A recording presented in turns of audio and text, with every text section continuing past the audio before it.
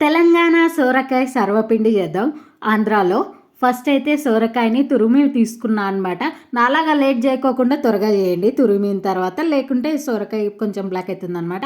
And next అయితే ఇక్కడ బియ్యపిండి తీసుకున్నా. అండ్ పచ్చిమిరపకాయలు ఒక 4 తీసుకొని దంచుకోండి పచ్చిమిరపకాయలు అనమాట. శనగిత్తనాలు కూడా వేసుకున్నా. అండ్ కొత్తిమీర, కరివేపాకు, జీలకర్ర, ఉప్పు, మర్చిపోకుండా ఉప్పు వేసుకోండి. నేను ఇక్కడ మీకు చూపించడంలే. అండ్ తెల్ల నువ్వులు ఉంటాయి కదా, అవి కూడా యాడ్ చేసుకోవచ్చు.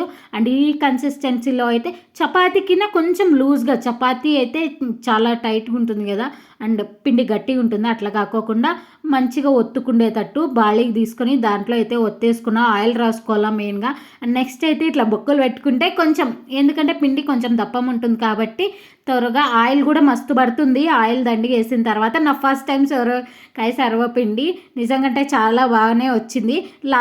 నల్లగైంది అనుకున్నాం కానీ టేస్ట్ అయితే అదిరిపోయింది.